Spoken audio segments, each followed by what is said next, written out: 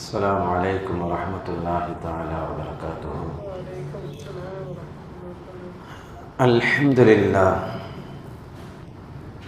والصلاة والسلام على رسول الله محمد بن عبد الله وآله وصحبه أجمعين. قال الله تعالى في القرآن العظيم: أعوذ بالله من الشيطان الرجيم بفضل بسم الله الرحمن الرحيم.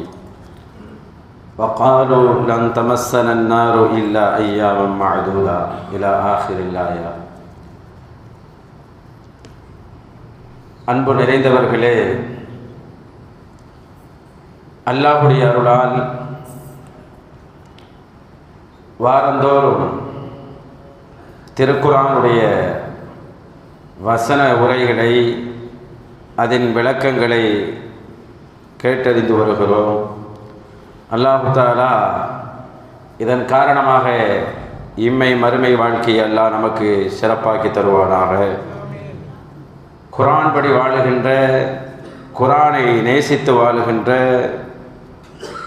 குர்ஆனின் கருத்துக்களை தங்களோடு கலந்து வாழுகின்ற மக்களாக அல்லாஹ் ஆக்கியருள்வானாக. அன்பு நிறைந்தவர்களே, சூரத்துல் பக்ரா, இந்த சூராவினுடைய 80வது வசனத்தை இன்று நாம் பார்க்க இருக்கிறோம்.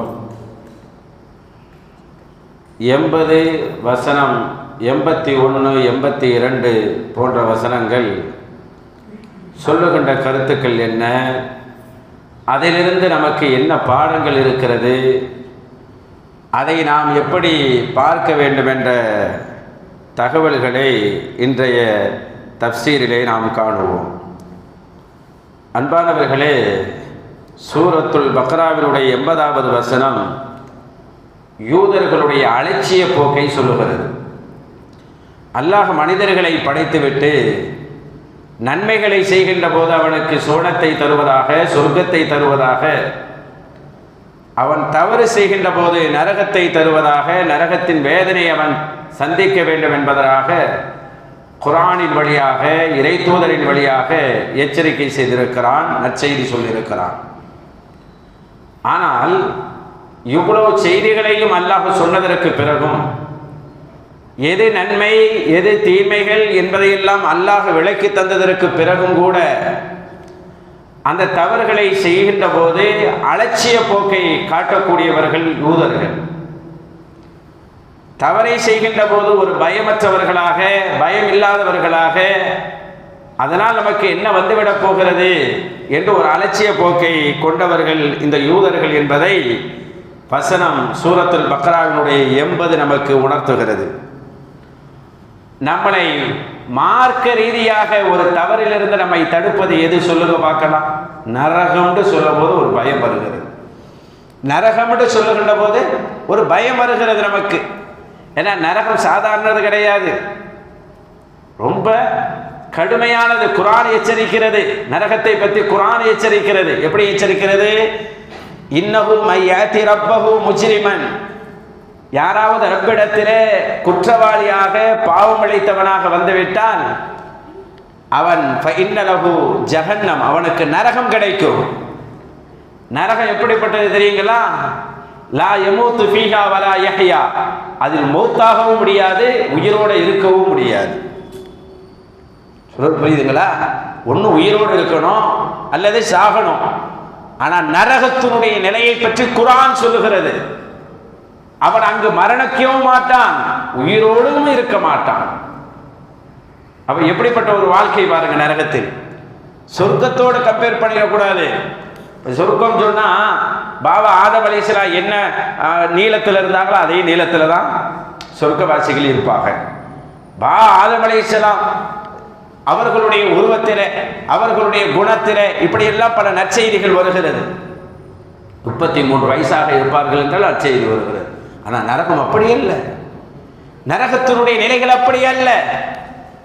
நரகத்தினுடைய முறைகள் அப்படி அல்ல. நரகத்தில் ஒருவன் நுழைக்கப்படுகின்ற போது நரகத்தில் அவன் இருந்த உருவத்தை விட பன்மடங்காக ஆக்கப்படும். சில பேருடைய உருவம் பில்டிங் அளவுக்கு இருக்குமா, அந்த அளவுக்கு. உலகத்தில் எத்தனை முறை நரகவாசிகள் நகத்தை வெட்டி போட்டிருப்பார்கள், அத்தனை நகங்களும் ஒட்டி கொள்ளும். எத்தனை முடிகளை வெட்டி போட்டிருப்பார்கள், மொட்டை அடித்திருப்பார்கள், முடிகளை வெட்டி இருப்பார்கள், கலைந்திருப்பார்கள், அத்தனை முடிகளும் வந்து ஒட்டி கொள்ளும். அவர்களுடைய உடல்கள் தோள்கள் லேசாக இருப்பதனால் முரட்டு தோள்கள் அவர்களுக்கு தரப்படும். ஏனென்றால் நரகத்துக்கு ஏற்ப வேதனைக்கு ஏற்ப அவர்களுக்கு உடலில் தடிப்பத்தையும் பருமத்தையும் அல்லாஹ் தருவான். அப்புறம் தான் நரகத்துக்குள் போடுகிறான். சொர்க்கம் மாதிரி இல்லை, இத்தனை அடிதான் இருப்பாருன்னா சொல்ல முடியாது. சொர்க்கத்தில் ஒரு அளவு இருக்கு, இத்தனை நீளத்தில் இருப்பாரு, இத்தனை வயசுல இருப்பாரு. நரகத்துக்கு அப்படி அல்ல. வேதனைக்கு தக்கன அவருக்கு உருவம் தரப்படும், உடல் தரப்படும், உடலின் பலம் தரப்படும். என்னால் வேதனை அவ்வளவு வேகமாக மோசமாக இருக்கும். அதில் இருக்கும் பாம்புகள் பிரம்மாண்டமானது. ஒரு தேளை பற்றி சொல்வார்கள், அதனுடைய தலை மட்டும் கழுதைகளை போல் இருக்கும் என்று சொல்லுகிறார். கழுதையை போல் இருக்கும் என்று சொல்லப்பட்டது நரகம். ஒரு தடவை ஜிப்ரீல் அலைஹிஸ்ஸலாம் வருகிறார்கள் முஹம்மது ரசூலுல்லாஹி ஸல்லல்லாஹு அலைஹி வஸல்லம் அவர்களிடத்திலே. முஹம்மது ரசூலுல்லாஹி ஸல்லல்லாஹு அலைஹி வஸல்லம் கேட்கிறார்கள், சிஃப்லி யா ஜிப்ராயில் அன்னார், நரகத்தை பற்றி கொஞ்சம் சொல்லுங்களேங்கிறாங்க. நரகத்தை பற்றி எனக்கு கொஞ்சம் விளக்கி கொடுங்கன்னு சொல்றாங்க முஹம்மது ரசூலுல்லாஹி ஸல்லல்லாஹு அலைஹி வஸல்லம் அவர்கள். வானவர் ஜிப்ரீல் அலைஹிஸ்ஸலாம் சொல்லுகிறார்கள், நாயகமே ரசூலே, நரகம் மூட்டப்பட்டது 1000 ஆண்டுகள் கருப்பாக மாறிவிட்டது நெருப்புகள். அப்புறம் ஒரு 1000 ஆண்டுகளில் வெள்ளையாக மாறியது. அப்புறம் ஒரு ஆண்டுகளில் இது மிக மிக மோசமான நிறத்திலே, கரும் நிறத்திலே அது இருந்து கொண்டு இருக்கிறது என்று ஜிப்ரீல் அலைஹிஸ்ஸலாம் சொன்னதாக பல ரிவாயத்துகளில் பலவிதமாக வருகிறது. அன்பானவர்களே, அவ்வளோ கடுமையானது. ஒரு தடவை அல்லாஹ் ஆதம் அலைஹிஸ்ஸலாத்தை படைச்சிட்டு சொன்னானா, பாருங்க, இந்த ஆதம் அலைஹிஸ்ஸலாத்தை கீழே இறக்க போகிறோம் ஜிப்ரீல், அவங்களுக்கு நெருப்பு தேவைப்படும், கொஞ்சோண்டு நெருப்பை கொண்டு போய் கொடுங்க, அப்போ தான் சமைக்கலாம் சாப்பிடலாம், தேவைப்படும்ல துனியாவுக்கு நெருப்பு, அது கொடுங்க. அப்போ ஜிப்ரீல் அலைஹிஸ்ஸலாம் சொன்னாங்களாம், எவ்வளோ வாங்கிட்டு போய் கொடுக்க அப்படின்னு. எவ்வளோ வாங்கிட்டு போய், ஒரு பேரிச்சம்பழ அளவுக்கு கொண்டு போய் கீழே துனியாவுக்கு கொடுக்க அப்படின்னு. அங்கேருந்து வந்தாங்க ஜிப்ரீல் அலைஹிஸ்ஸலாம், நரக காவலாளி ஜபானியாக்கள் இருப்பாங்க, அவங்கள போய் ஒரு பேரிச்சம்பழ அளவுக்கு உண்டான நெருப்பை கொடுங்கல அப்படின்னு கேட்டப்ப, எதுக்கு அப்படின்னு கேட்டாங்களாம். இல்லை, துன்யாவில் ஆதம் அலைஹிஸ்ஸலாம் இறக்கப்பட்டிருக்கிறாங்க, அவங்களுக்கு பயன்படுத்துறதுக்காக கொடுக்கறது. இதை கொண்டு போனீங்கன்னா உலகமே என்ன செஞ்சிடும், இதனுடைய வெப்பத்தினால் அழிஞ்சு போயிடும், அதுல பொற்பூண்டுகள் எல்லாம் முளைக்காம போயிடும் சொன்னாங்களாம்.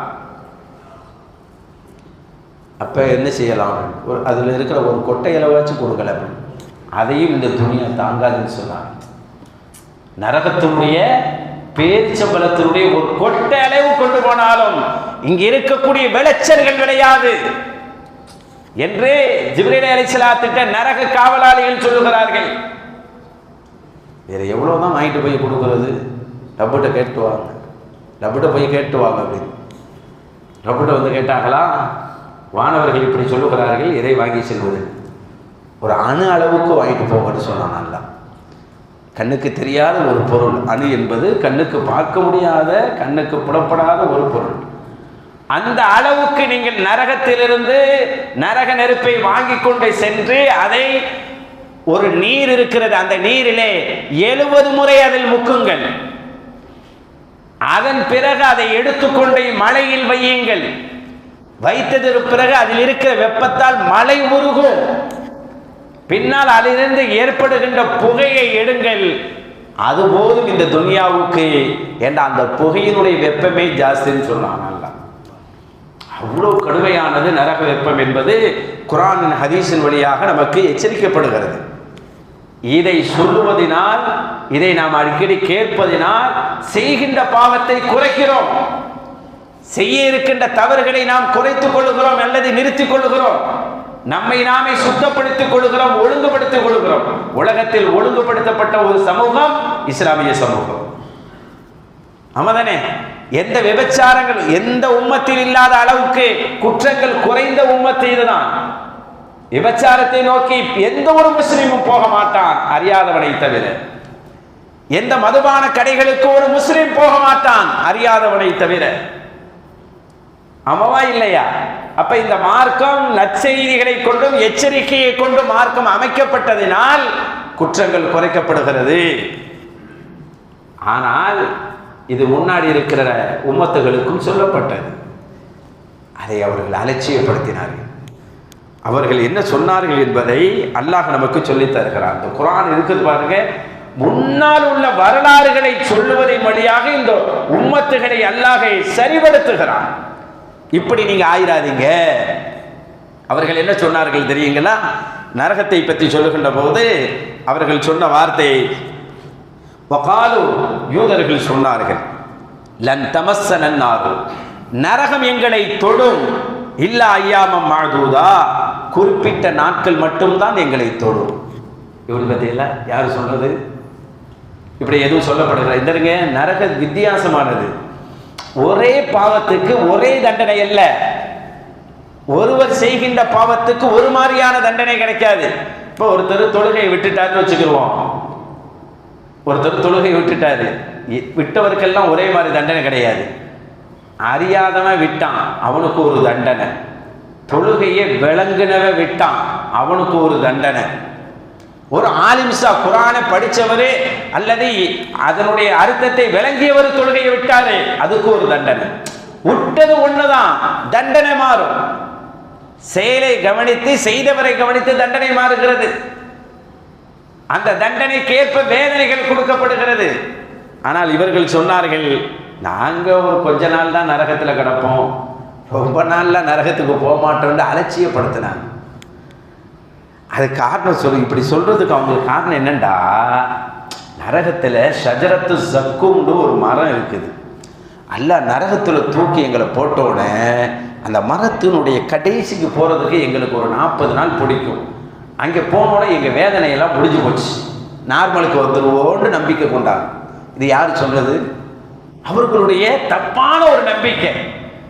அடுத்து ஒன்று சொன்னாங்க, இந்த உலகத்தில் 1000 வருஷம் என்பது மறுமையிலே நரகத்தில் ஒரு நாளுக்கு சமம். இந்த உலகம் 7000 ஆண்டுகள் கட்டமைக்கப்பட்டிருக்கிறது என்று சொன்னால் 7 நாட்கள் தான் நாங்கள் நரகத்தில் கிடப்போம்.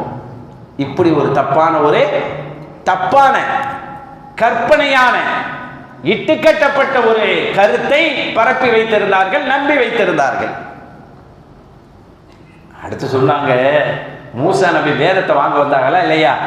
40 நாள் நோம்பு வச்சுட்டு வேதத்தை தூர்சினா மலைக்கு வேதம் வாங்க வந்தப்ப நாங்கள் சிலையை வணங்கிட்டோம், இந்த மாடை செஞ்சு வணங்கிட்டோம், அதனால எங்களுக்கு தண்டனை கிடைக்கும். எத்தனை நாள் கிடைக்கும்? அந்த மூசா நபி எப்படி 40 நாள் நோம்பு வச்சிருந்தாங்களோ அந்த 40 நாள் மட்டும்தான் எங்களுக்கு வேதனை கிடைக்கும், அப்புறம் நார்மல் ஆகிடும். அல்லாஹ் கேட்குறான், யாரும் உங்களுக்கு சொன்னது? இப்படி 40 நாட்கள் கிடைக்கும், இல்லை 7 நாட்கள் கிடைக்கும், இல்லை அந்த ஷஜரத்து ஜக்குமுடைய கடைசி வரை போகும் வரை நான் கிடைக்கும் என்றெல்லாம் யாரு சொன்னது? இந்த எண்ணங்களை, இந்த கருத்துக்களை நீங்கள் பரப்புகிறீர்கள், உங்களுக்கு யார் சொல்வது என்று கேட்டான். ஆனால் அவர்கள் இப்படி சொன்னார்கள், அல்லாஹ்வுடைய சட்டத்திலே விளையாண்டார்கள், அல்லாஹ்வுடைய சட்டத்தை உதாசீனப்படுத்தினார்கள். அல்லாஹ் சொல்லுகிறான், குல் நபி, நீங்கள் சொல்லுங்கள், அத்தகதுத்தும் இன்தல்லாஹி அஹ்தா, அல்லாஹ்விடத்தில் நீங்கள் ஒரு உடன்படிக்கை எடுத்திருக்கிறீர்களா? ஃபலன் யுக்லிஃபல்லாஹு அஹ்தஹு, அப்படி எடுத்திருந்தால் அல்லாஹ் அந்த வாக்குறுதியை மாறி செய்யவே மாட்டான். அல்லாஹ் தன்னுடைய வாக்குறுதிக்கு மாறி செய்யவே மாட்டான். அல்லாஹ்ட்ட அப்படி உடன்படிக்கை எடுத்திருந்தா சொல்லுங்க. அல்லாஹ் கேட்கிறான், அல்லது அம் தகூலுன அலல்லாஹி மா லா தஅலமூன், உங்களுக்கு விளங்காமலேயே அல்லாஹ்வின் மீது இட்டுக்கட்டி சொல்கிறீர்களா என்று அல்லாஹ் கேட்கிறான். இட்டுக்கட்டி ஏன் பேசுகிறீர்கள் என்று அல்லாஹ் கேட்கிறான். அல்லாஹ் உங்கள்கிட்ட நரகத்தை படைக்கும் போது சொன்னானா, யூத சமூகமே உங்களை 7 நாட்கள் தான் போட்டு வைப்பேன், 40 நாட்கள் தான் போட்டு வைப்பேன் என்று ஏதாவது உங்களுக்கு தௌராத்தின் வழியாக நபியின் வழியாக உடன்படிக்கை எடுத்தானா? இல்லை.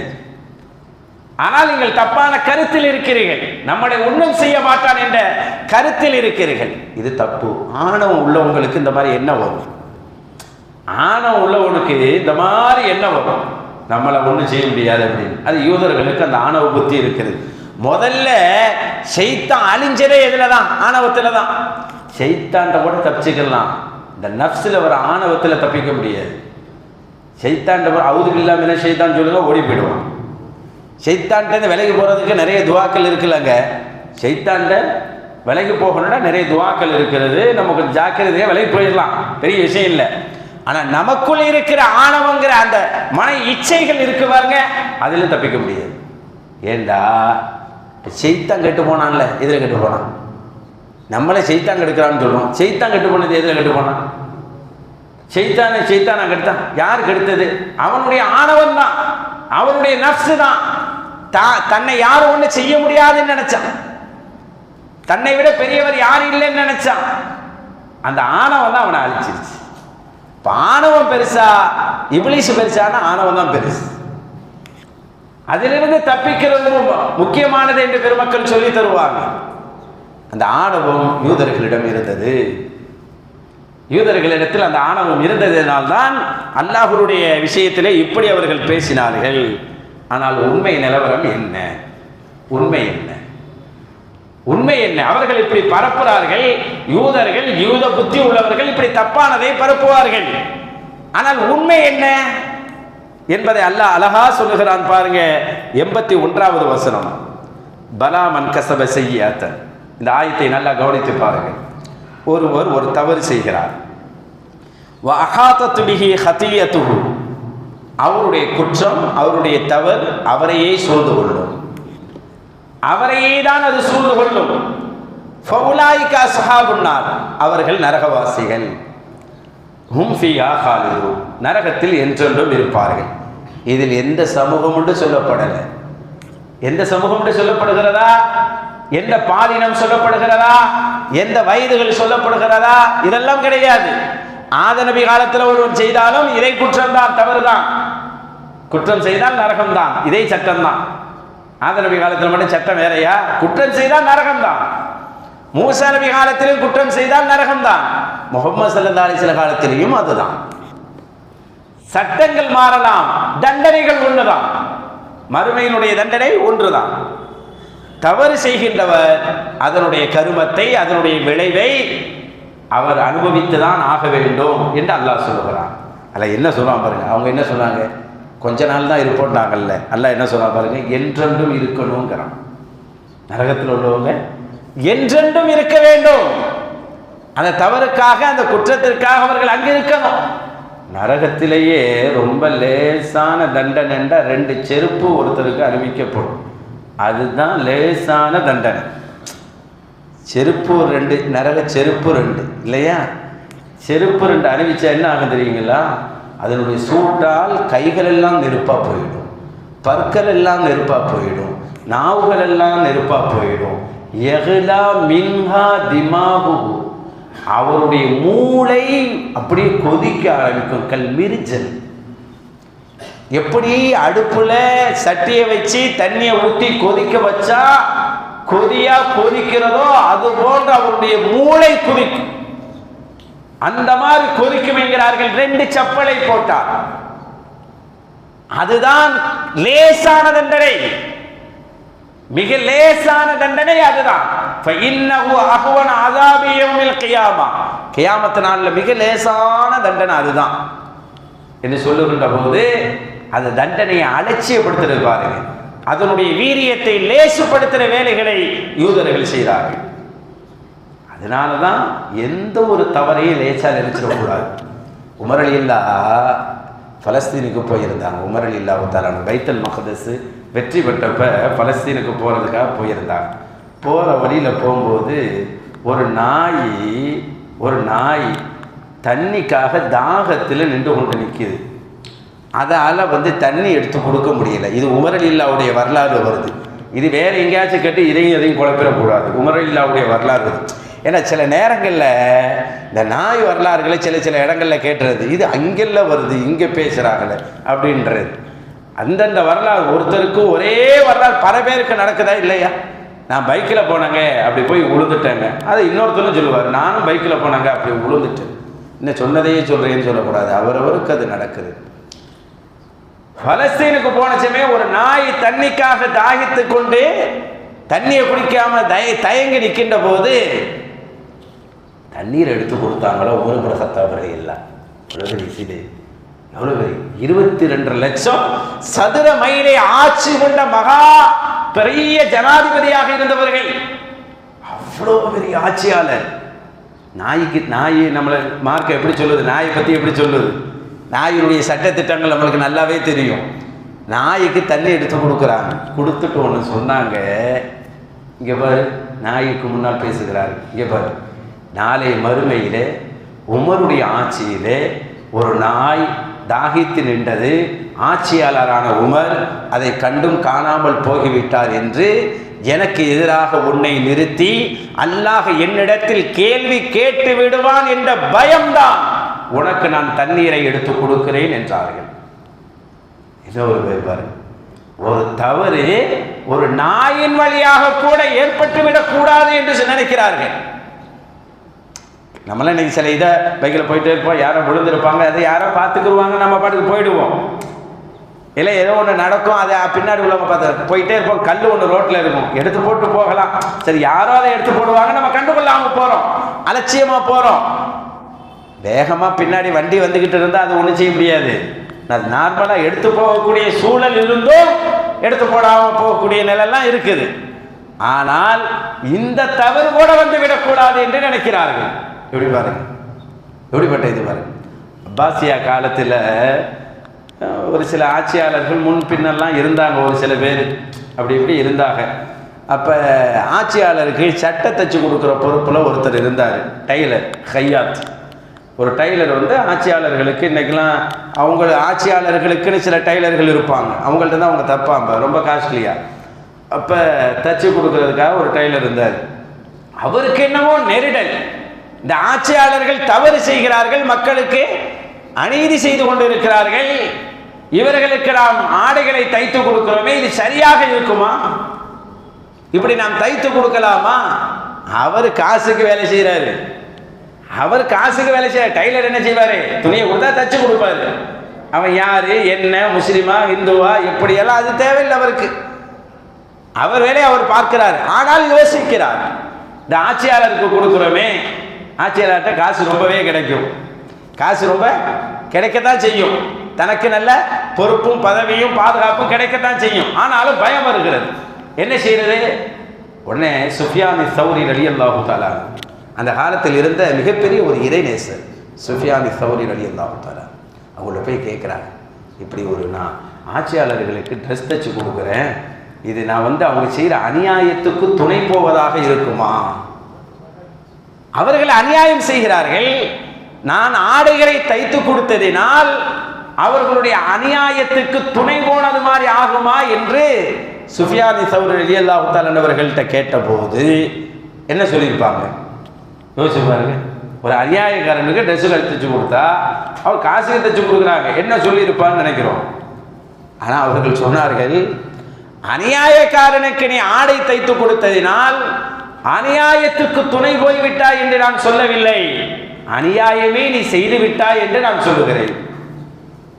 எப்படி முடிவு எடுக்கிறார்கள்? அது ஒரு அநியாயம்தான். அப்ப பாவிகளுக்கு உடந்தையாக இருப்பது அது ஒரு பாவம் என்பதை சுஃபியான் சௌரி ரலியல்லாஹு தஆலா அவர்கள் சொன்னதுக்கு அப்புறம் தைத்து கொடுப்பதையே நிறுத்திவிட்டார்கள். ஏன்னா ஒரு பாவம் என்பது அது குற்றம் அவரை சுத்தி கொண்டே இருக்கும், அது நரகத்தில் அது என்றென்றும் தங்க வைத்து விடும் என்ற பயம் அவர்களை பயமுறுத்தியது. அதனாலதான் எந்த ஒரு குற்றத்துக்கும் ஆளாயிடக்கூடாதுப்பா, துனியாவில் எந்த ஒரு குற்றத்துக்கும் ஆளாயிடக்கூடாதுன்னு சொல்லுவார். ரசூலுல்லாஹி ஸல்லல்லாஹு அலைஹி வஸல்லம் அவர்களுடைய பேர குழந்தை கர்பலாவில் கொல்லப்பட்டாங்களா இல்லையா, ஷஹீதாக்கப்பட்டாங்களா இல்லையா, ஹுசைன் ரலியல்லாஹு தஆலா, அவ்வளோ பெரிய சீதேவி. நாளை மறுமையிலே வாலிபர்களுக்கெல்லாம் சொர்க்கத்து தலைவர். அப்படிப்பட்ட ரசூலுல்லாஹ்வுடைய நேச பேர குழந்தைய படுகொலை செய்தார்கள். நினைச்சு பார்க்க முடியாத ஒரு போர் அது. அவர்களை பற்றி தப்பு தப்பா அரசர்கள்ட்ட சொல்லிக் கொடுத்தது ஒருத்தன் தான். ஹுசைன் ரலியல்லாஹு பத்தி அந்த ஆட்சியாளரை தப்பு தப்பா போட்டு கொடுத்தான். என்னைக்குமே வந்து நல்ல குடும்பத்தை கேவலப்படுத்துறதுக்கு ஒரு சில பேர் இருப்பாங்க, அவங்க வேலையே அதுதான். ஹுசைன் ரலியல்லாஹு பத்தி தவறாக அந்த அரசர்கள்ட்ட போட்டு கொடுத்தான். அது ஒருத்தன் இந்த வேலையை செஞ்சுக்கிட்டே இருந்தான். கேள்விப்பட்டோன்னு ஹுசைன் ரலியல்லாஹு ரொம்ப வருத்தப்பட்டான். செய்தியை கரெக்டாக சொல்லணும், ஏன்னா அவங்க ஆட்சியாளர்கள் செய்தி அடிப்படையில் தான் முடிவெடுப்பாங்க. யா அல்லாஹ் இவரை கவனித்துக்கொள் என்று சொன்னார்கள். ஹுசைன் ரலியல்லாஹு தஆலா என்ன ஆச்சு தெரியுமா? ஹுசைன் ரலியல்லாஹுக்கு தண்ணி கொடுக்காம படுகொலை செய்தார். தண்ணி கூட சப்ளை செய்யல. அதனால் பிந்திய காலத்திலே அந்த தவறை செய்தவன் காலம் முழுக்க, அவன் வாழ்ந்த காலம் முழுக்க என்ன பசி வந்தாலும் சரி அவனுடைய பசியை எவர்களாலும் போக்க முடியாது. எவ்வளோ சாப்பாடு கொடுத்தாலும் பத்தாது, எவ்வளோ தண்ணி எடுத்து குடித்தாலும் அவனுக்கு பத்தாது, எவ்வளோ தண்ணி குடித்தாலும் பத்தாது, எவ்வளோ சாப்பிட்டாலும் வயிறு நிறையாது, பசி போகாது. எவ்வளோ பெரிய பாதிப்பு பார்த்தீங்களா? எவ்வளோ சாப்பிட்டாலும் சரி, எவ்வளோ தண்ணி குடித்தாலும் சரி, எல்லாரும் போய் கேட்பாங்களா, என்னங்க நல்லா தானே திங்கிறீங்க, அப்புறம் என்ன பசிக்கிறீங்கிறீங்க, நல்லா குடகுடமாக தண்ணியை குடிக்கிறீங்க, அப்புறம் என்ன தாகிக்கிறீங்கிறீங்க. இல்லை, இது தாவத் ஹுசைன் ரலியல்லாஹு தஆலா, ஹுசைன் ரலியல்லாஹுடைய பத்வா, அவர்களுடைய பத்வா தான் என்னை இந்த நிலைக்கு ஆளாக்கி விட்டதுன்னு சொன்னான். ஒரு மனிதருக்கு கூட தவறு செய்துவிடக்கூடாதும், குறிப்பாக பாரம்பரியமான மகத்துவமிக்க இந்த உலகத்தில் அல்லாஹ் பரிசுத்தமாக்கி வைத்த ஒரு குடும்பத்துக்கு துரோகம் செய்தால் என்ன நிலை ஏற்படும்? அல்லாஹ் இந்த உலகத்தில் காட்டினான், பாவம் செய்யாதீர்கள், தவறு செய்யாதீர்கள் என்று அல்லாஹ் எச்சரிக்கை செய்தான். அந்த எச்சரிக்கை காலம் முழுக்க அவர் அனுபவித்தார். காலம் முழுக்க அல்லாஹ் கெட்டவர்களுக்கு சோதனை எங்கேயும் கொடுப்பான், மறுமையிலும் கொடுப்பான். நல்லவங்களுக்கு பார்த்தீங்களா ஒரு சோதனை இங்கே கொடுப்பான். எதுக்குன்னா நம்ம செய்கிற தவறை இங்கே கழிச்சு விடுறது. ஏன்னா நரகத்தில் அந்த தவறுக்கு என்ன தண்டனை? நிரந்தர நரகமாக இருக்குது. நிரந்தர நரகம் யாருக்கு கிடைக்காது? ஒரு முஸ்லீமுக்கு கிடைக்காது, ஒரு மோமினுக்கு அல்லாஹ் கொடுக்க மாட்டான். அப்ப என்ன செய்யறது? அவர் செய்த தவறுக்கு இன்னைக்கு நமக்கு உடம்பு வலி வருது, நினைச்ச காரியம் நடக்க மாட்டேங்குது, நம்மளுடைய காரியங்கள் எல்லாம் முழுமையாக மாட்டேங்குது அப்படின்னு சொல்றோமா இல்லையா? எடுக்கிற காரியமெல்லாம் நஷ்டமா ஆகுது. இதெல்லாம் நம்ம பாவத்தை போக்குறதுக்கு உண்டான வேலைகள் நடக்குது. நம்மளுடைய பாவத்தை போக்குவதற்குண்டான வேலைகள் அது. அந்த பாவத்தை போக்காவிட்டால் நாளை மறுமையில் அதற்குண்டான தண்டனை நரகமாக இருக்கும், நிரந்தர நரகமாக இருக்கும். அதை நமக்கு கொடுத்து விடக்கூடாது என்பதற்காக, அதை கழித்து விடுவதற்காக அல்லாஹ் அந்த வேலைகளை செய்கிறான். ஒரு பெரிய வேலை பாரு, எவ்வளவு அழகான வேலைகளை எல்லாம் செய்து கொண்டிருக்கிறான் பாரு. அஹ்மது ரஹ்மத்துல்லாஹி அலைஹி அவர்களை ஜெயிலில் போடுறதுக்கு காரணமாக இருந்ததும் ஒருத்தன் தான். அவர்களை ஜெயிலில் ரொம்ப கொடுமைப்படுத்தினது ஒருத்தன் தான். அந்த தவறை செய்ததற்காக காலமெல்லாம் அந்த வேதனையை அவன் அனுபவிச்சான். அவனுடைய ஒரு கை விளங்காம போயிடுச்சு, இன்னொரு கை மரத்து போச்சு. எப்படி பாருங்க, ஈரப்பதம் இல்லாமலேயே போயிடுச்சு. இப்படி ஒரு தண்டனை எல்லாம் கொடுத்து. அதனால சொல்லுவாங்க, தவறுகளை செய்யாதீர்கள், தவறுகள் நரகவாசிகளாக உங்களை மாற்றிவிடும், நரகம் நிரந்தரமானது என்பதை அல்லாஹ் எச்சரிக்கை செய்தான். அதிலிருந்து மோமின்களை காப்பாற்றுவதற்குத்தான் நோய்களை, நொடிகளை, நெருக்கடிகளை, ஆபத்துகளை, நடக்க வேண்டிய காரியங்கள் நடக்காமல் தள்ளி வைப்பதை அல்லாஹ் இந்த காரியங்களில் மோமின்களுக்கு ஏற்படுத்தினான். இந்த இடத்துல நம்ம அல்லாஹ்வை குறை சொல்லுவோம். அல்லாஹ் நம்மளை காப்பாற்றுவதற்குள்ள வேலைகளை அல்லாஹ் வைத்தான். அடுத்து பாருங்க, அல்லாஹ் சொல்லுகிறான் 82 வல்லதீன ஆமனு, ஈமான் கொண்டவர்கள், அமிலு ஸாலிஹாத்தி, நல்லமல்களை செய்து விட்டார்கள். நல்லமல்களை செய்துட்டா உலாய்க அஸ்ஹாபுல் ஜன்னா, அவர்கள் சொர்க்கவாசிகள் என்று அல்லாஹ் சொல்லுகிறார். ஈமான் கொண்டு நல்ல வேலைகளை செய்யணும், இதுதான் நம்மளுடைய குறிக்கோள், அல்லாஹ்வுடைய ஆசை தான். ஒன்று தெரியுங்களா, அல்லாஹ் குர்ஆன்ல சொல்ற மாதிரி என்னண்டா, அலம் யஅலம், அவர்கள் புரிய வேண்டாமா, விளங்க வேண்டாமா? என்ன விளங்க வேண்டாம்? அல்லாஹ் பார்க்கிறாங்கிறத அவர்கள் விளங்க வேண்டாமா? எப்படின்னு ஒரு வசனம், அல்லாஹ் பார்க்கிறான், அல்லாஹ் பார்க்கிறாங்கிறத அவர்கள் விளங்க வேண்டாமா? இது ஒண்ணுதான். அல்லாஹ் பார்க்கிறாங்கிறத விளங்கிட்டா பாவம் குறைஞ்சு போயிடும், நன்மைகள் செய்ய ஆரம்பிச்சிருவோம். நன்மைகள் செய்ய ஆரம்பிச்சிருவோம். நன்மை எவ்வளவு பெரிய மகத்துவத்தை உண்டாக்கும் தெரியுங்களா? நன்மையினால் ஏற்படுகின்ற மாற்றங்கள் எவ்வளவு தெரியுங்களா? நன்மை எவ்வளவு ஒரு உயர்வுகளை இந்த உலகத்திலும் மறுமையிலும் தரும் தெரியுங்களா? மறுமையில் மட்டும் அவர்கள் சொர்க்கவாசி அல்ல, இங்கேயும் அவர்களை அல்லாஹ் கண்ணியப்படுத்தி விடுகிறான். இங்கேயும் கண்ணியப்படுத்திடுறான். தடவை இப்ப நம்ம டெல்லியில கொஞ்சம் காலங்களுக்கு முன்னாடி நடந்த ஒரு வரலாற்றை எழுதி வைத்திருக்கிறார்கள். மழை வரலையாம் டெல்லியில். மழை வரலன்னொன்னே எல்லாரும் மழைக்காக துவா செய்தாங்க. மழைக்காக துவா செஞ்சாங்க. வெளியில் வந்து துவா செஞ்சுக்கிட்டு இருக்கிறாங்க. மழை வரல. அப்போ திரும்பவும் அடுத்த நாளும் வெளியே எல்லாரும் கிளம்பி போய் மொத்தமாக நின்று துவா செஞ்சாங்க. மழை வரல. அப்போ ஒருத்தர் குதிரையில் வந்துக்கிட்டு இருந்தார். குதிரையில் அவர் எல்லா மக்களும் கூடி நிற்கிறாங்கன்னு சொல்லி குதிரையை ஓட்டி இறங்கி வந்து கேட்டாராம், என்ன தான் செய்கிறீங்க அப்படின்னு கேட்டாராம். ஊரில் மழை பெய்யல, அதனால் எல்லாம் கூடி நின்று துவா செய்கிறோம் அப்படின்ட்டு. ஓ அப்படியா, மழை பெய்யலையா அப்படின்னு சொல்லிட்டு வந்தவர் நேராக எந்த குதிரைக்கு வந்தாரோ, குதிரையில் இறங்கி வந்தாரோ அந்த குதிரைக்கிட்ட வந்துட்டு அல்லாஹ்வே மழையை கொடுவாயாக, மழையை கொடுப்பாயாகன்னு ஒரு துவா செஞ்சார். உடனே மழை கொட்ட ஆரம்பிச்சிருச்சு. இவங்களுக்கு ஒன்றும் புரியல. இத்தனை நாட்களாக மழை வேண்டும் மழை வேண்டும்னு சொல்லிக்கிட்டு இருக்கிறோம், அல்லாஹ் மழையை இறக்கல. இவர் வந்தாரு, கேட்டாரு, கேட்ட இடத்துலையும் துவா செய்யல. நேராக குதிரை கிட்ட போய் நின்றுக்கிட்டு கேட்கிறாரு, உடனே மழை கொட்டுகிறதே. இதில் என்னன்னு தெரியாம அவர்கிட்டயும் வந்து கேட்டாங்களாம், ஸ்ரீதேவி என்ன இப்படி குதிரை கிட்ட வந்து கேட்டோம்னா மழை பெய்யுது, நீங்க யாரு, என்ன விஷயம் அப்படின்னு சொன்னாங்க.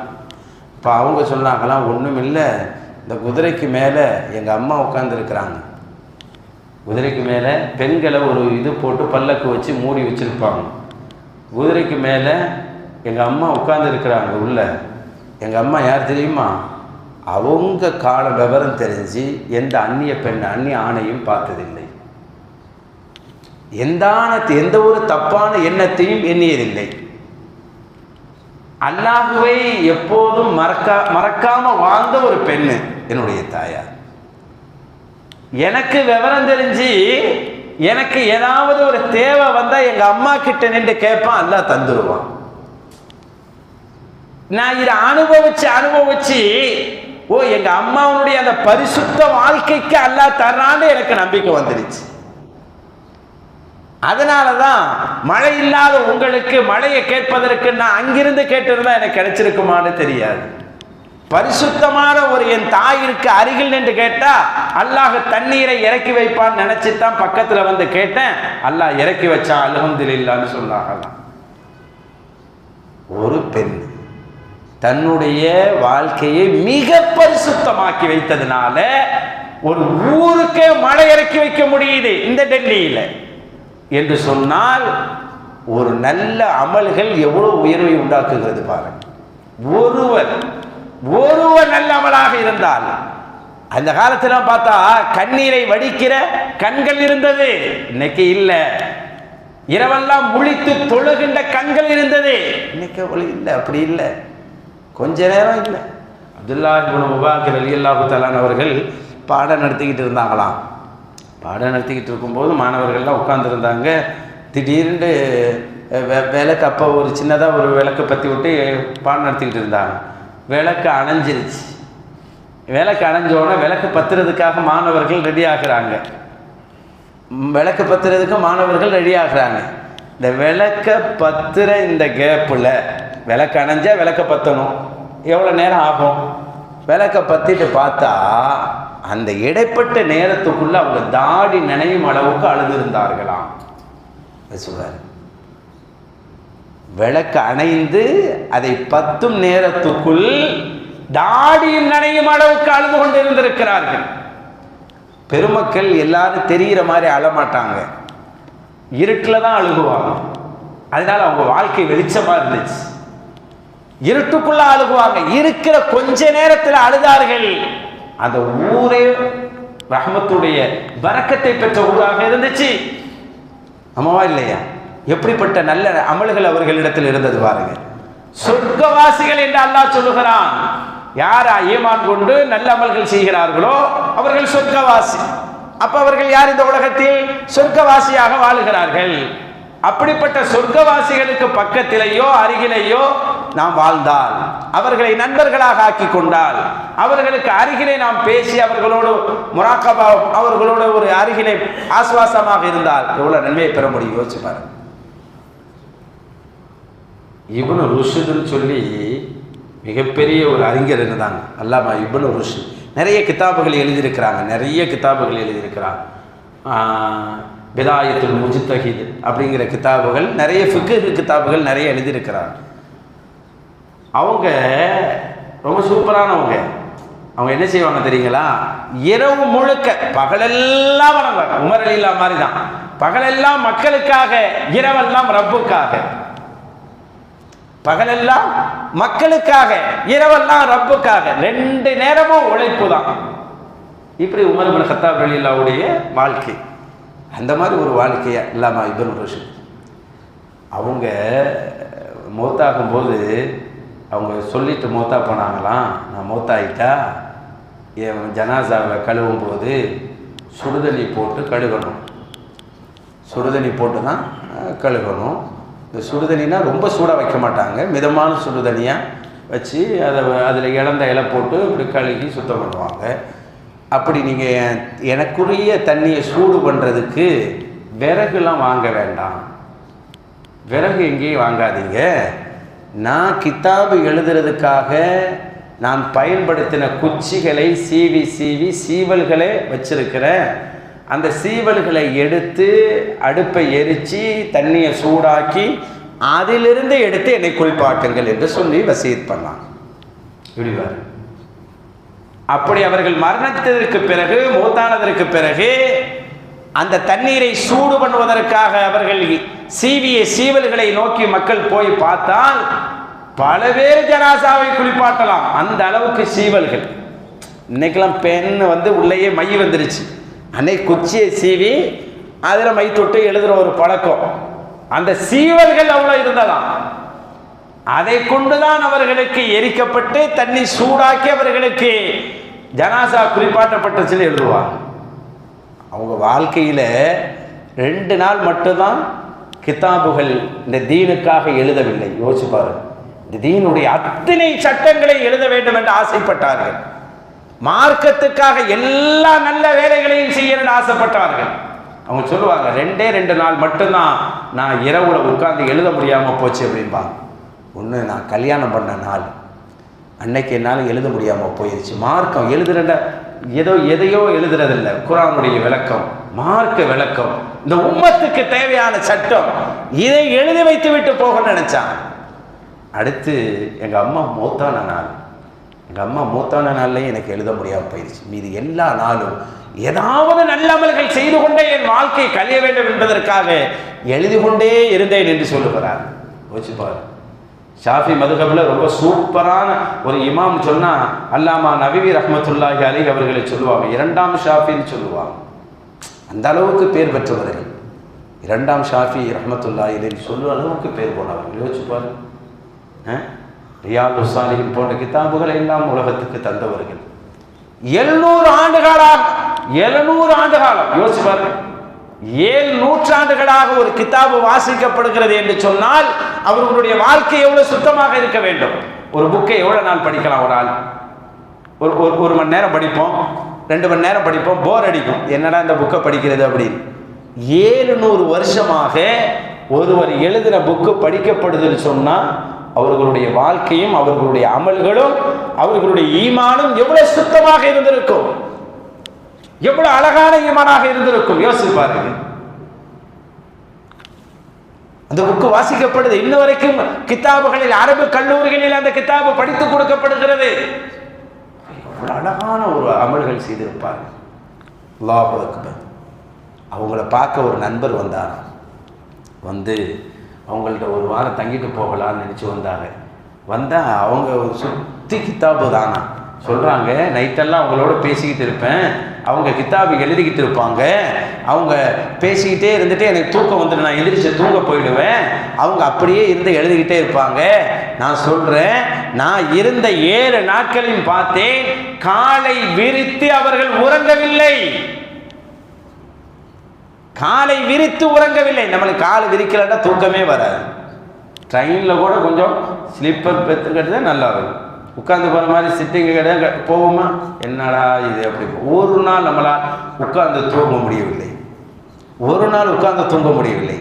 கைகால நீட்டி தூங்கினாதான் தூக்கமே வருதுன்னு சொல்கிறோம். அல்லாமா நவீ ரஹ்மத்துல்லாஹியுடைய வரலாற்றை சொல்லுகிறார்கள். அவர்களுக்கு 4 பக்கத்திலும் கிதாபு அடுக்கப்பட்டிருக்கும். அவர்கள் காலை நீட்டி ஒரு நாளும் உறங்கவில்லை. யாராவது அவர்களை பார்க்க வந்தால் ஒரு சில கிதாபுகளை தள்ளி வைத்துவிட்டு அமர வைப்பார்கள். சுத்தி கிதாபுகள் தான் இருக்கும். இந்த வேலை எதற்காக செய்தார்கள் யோசிப்பார்கள். இந்த அமல்களை எதற்காக செய்தார்கள்? இந்த உம்மத்துக்கு இன்னைக்கு இவ்வளவு சட்டங்கள் பேசுகிறோமே, இவ்வளவு செய்திகளை சொல்லுகிறோமே, அவர்கள் அத்தனை இரவுகளையும் அர்ப்பணித்தார்கள், தங்களுடைய வாழ்க்கையை அர்ப்பணித்தார்கள். அவர்கள் இரவெல்லாம் வெளிச்சமாக்கியதினால் இந்த உம்மத்து இன்னைக்கு சட்டங்களை பின்பற்றி வருகிறோம். எவ்வளவு சுத்தமான அமலாக இருக்கும், பாக்கியமான அமல். நாம் எழுதிய ஒரு நூல் நமக்கு பின்னால் ஒரு 10 ஆண்டுகள் வாசிக்கப்பட்ட அதிசயம், ஒரு 100 ஆண்டுகள் வாசிக்கப்பட்டால் அதிசயம். இன்னைக்கு வாசிக்கப்படுகிறதா? எழுதியவர் வாழும் காலத்திலேயே சில நூல்கள் வாசிக்கப்படுவதில்லை. எவ்வளவு சூப்பரான ஆத்தர்கள்லாம் இருக்கத்தானங்க செய்றாங்க. எல்லாருடைய நூலும், சூப்பரான எழுத்தாளர்கள் நூலும் வாசிக்கப்படுதா? இல்லையே. ஆனால் மரணித்து 7-8 நூற்றாண்டுகள் கடந்தும் இந்தியாவில் உலகம் முழுக்க இருக்கிற அரபு கல்லூரிகளில் ஷாஃபியாக்களுடைய அத்தனை சட்டங்களையும் பிரித்து அழகாக தந்த, ஹதீசுகளை சூப்பராக விளக்கி தந்த மகான் தான் அல்லாமா நபி ரஹ்மத்துல்லாஹி அலைஹி. அப்ப எவ்வளவு சூப்பரான ஈமானையும் நல்ல அமல்களையும் செய்திருப்பார்கள். அல்லாஹ் அவர்களை தான் சொல்கிறான். அவர்கள் போன்ற மனிதர்களை உருவாக்குவதற்காக அல்லாஹ் சொல்லுகிறான், வல்லதீன ஆமனு, ஈமான் கொண்டு விட்டு சும்மா இருந்துடக்கூடாது, வஅமிலு ஸாலிஹாத், நல்லமல்கள் செய்ய வேண்டும். நல்லமல்கள் யார் செய்கிறார்களோ உலாயிக அஸ்ஹாபுல் ஜன்னா, அவர்கள் சொர்க்கவாசிகள், அவர்கள் சொர்க்கவாசிகள். ஹும் ஃபீஹா காலிதூன், ஹும் ஃபீஹா காலிதூன், அவர்கள் சொர்க்கத்தில் நிரந்தரமாக இருப்பார்கள், சொர்க்கத்தில் என்றென்றும் இருப்பார்கள்.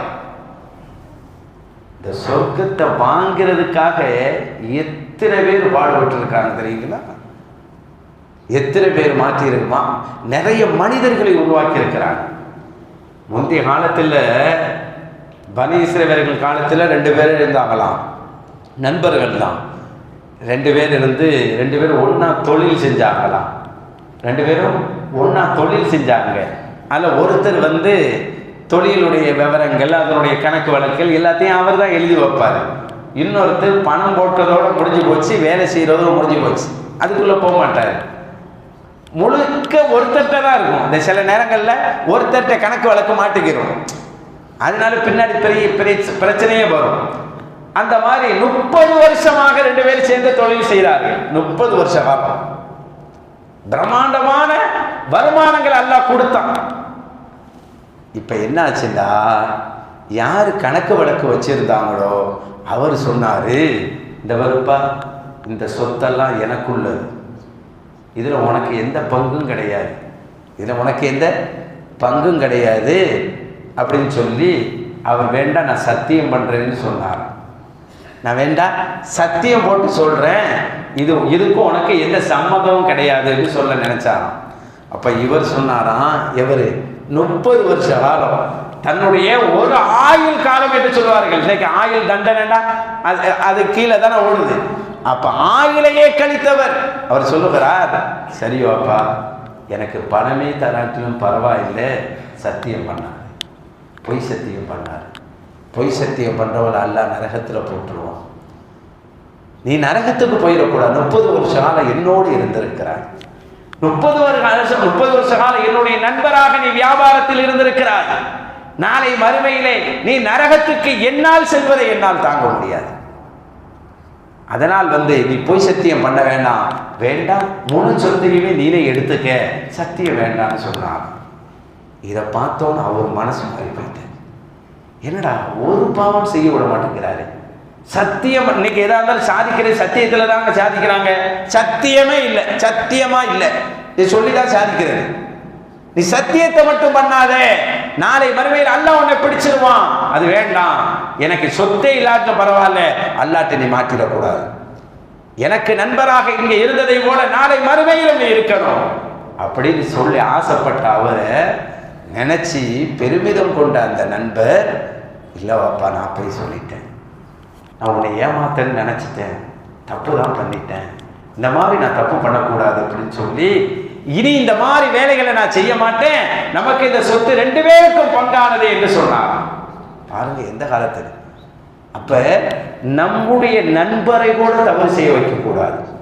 சத்தியம் பண்ண பார்க்கலாம். சில பேர் நான் குரான்ல சத்தியம் பண்ண சத்தியம் பண்ணி காட்டு பார்க்கலாம். இவரை தூண்டுறது, தவறு செய்ய சில பேர் தூண்டுவாங்க.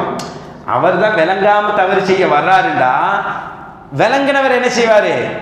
அவரை தூண்ட செய்வாரு. இப்படி இருக்காதீர்கள். தவறு செய்கின்ற நண்பர்களாக இருக்கக்கூடாது. தவறு செய்கின்ற போது அவரை சரி செய்து சொர்க்கத்துக்கு கூட்டி போகிற நண்பராக இருக்க வேண்டும். அப்ப 2 உலகத்தில் 2 விதமான வாழ்க்கை அல்லாஹ் சொல்லி தருகிறான். பாவம் செய்தால் பாவங்களை சுத்தி கொண்டு வரும். மூத்தாகின்ற போது சில பேருக்கு முன்னாடி ஒரு பிரகாசமான ஒரு மலக்கு வந்து நிற்பாங்க. மலக்கு மாதிரி ஒரு பேரொளி வந்து நிற்குமா, பேரொளி. ஆனால் மலக்கல்ல, மலக்கு தான் நல்ல ஒளியில் படைச்சது. மலக்கை தான் நல்ல ஒளியில் படைச்சான். அப்படி தானே? மலக்கு நல்ல ஒளியில் தானே படைச்சான். பேரொளியாக வந்து நிற்பாங்க. அப்போ அவர் நினைப்பாராம், இது மலக்கா இருக்குமோ அப்படி. மலக்கெல்லாம் கிடையாது அப்படின்னு மலக்கு சொல்லுவாங்களாம் மூத்தூருடைய நேரத்தில். அப்போ யார் அப்படின்னு, நீங்கள் செய்கிற நல்ல மொழி தான் அது அப்படின்னு சொல்லப்படும். நம்ம செய்கிற நல்ல மொழி பிரகாசமாக பக்கத்தில் வந்து நிற்கும். அதுதான் கபருக்கு அழைத்து செல்லும். கெட்டவர்களை பாவிகளை உயிரெடுக்கிற போது ஒரு மோசமான கோழி சாக்கு இருக்கு பார்த்தீங்களா, அந்த மாதிரி மோசமான ஒரு பை கொண்டு வரப்படுமா, அவ்வளவு துருவாடை அடிக்குமா. துருவாடை அப்படி ஒரு கெட்ட வாடை. அதில் தான் அந்த கெட்டவர்களுடைய ரூபு வைக்கப்படும். வச்சோன்னே துன்யாவிலிருந்து வானம் வரைக்கும் அந்த வாடை அடிக்குமா. மேலே போகும்போது வானமெல்லாம் மூடப்பட்டுருமா.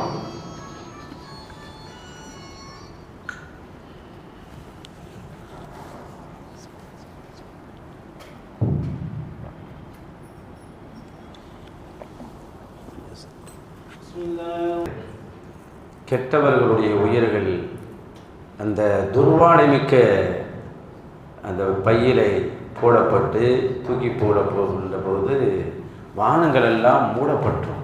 என்ன இவ்வளோ ஒரு கெட்ட வாடையாக இருக்குது. யாருடைய உயிர் இப்படி வருது? இந்த வாடை தாங்க முடியலைன்னு சொல்லி கதவுகள் எல்லாம் மூடப்பட்டோம். அவ்வளோ மோசமான நிலை பாவம் செய்தவர்களுக்கு சுற்றி கொண்டே இருக்கும். மரணம் வரைக்கும் அது இருந்து கொண்டு இருக்கும். வச்சு பாருங்க. ஆனால் ஜனாசாவுடைய வீடு ஒரே மாதிரி தானே இருக்குது. கெட்டவங்க ஜனாசா கிடக்கும்போதும் பாருங்கள், நல்லவங்க ஜனாசாவாக கிடக்கும்போதும் பாருங்கள். என்ன அழுகப்படுது, சுற்றி தூக்கி ஜனாசாவை கொண்டு போகிறோம். நம்மள்ட்ட உள்ள வேதனை என்ன தெரியுங்களா? இந்த போர்டில் எழுதி போடுறாங்க பார்த்தீங்களா, இன்னாரு இப்போ மௌத்தா போயிட்டாரு, இன்றைக்கி நல்லடக்கம் செய்யப்படும், இந்த இடத்துல நல்ல, இதை பார்த்து கடந்து போயிடுறோம்.